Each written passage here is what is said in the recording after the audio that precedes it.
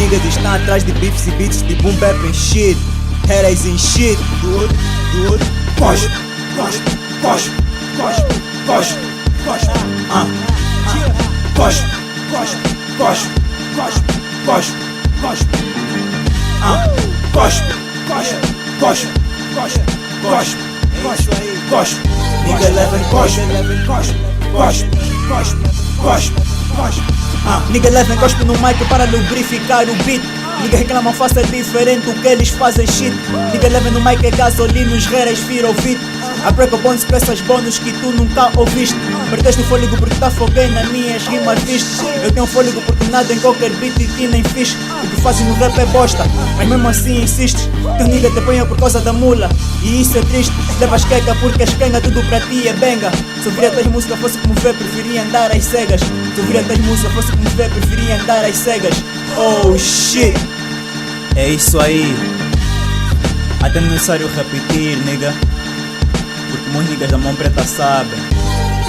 Gospel, Black Hand e FN, dude.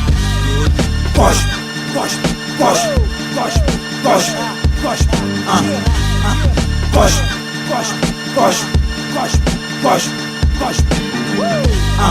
Gospel, Gospel, Gospel, Gospel, Gospel, Gospel. Nigga 11 gospel, gospel, gospel, gospel. O nigga 11 quando rapa é que nem cross, ele passa. Os haters percebidos quando percebem já ultrapassa. Eles sabem que quando pego no mic não canto com pipa, ok. Se duvidares pergunto com meus niggas que eles vão te dizer. É muito chato, nigga me disse que és o quê? Se não viste o que eu te disse, nigga vai tá fo. Shit. Yeah. Cuspir no beat não é só fazer skills and shit, nigga. Yeah, nigga, nah. Cuspir no beat é facilitar a percepção das tuas letras nos ouvintes.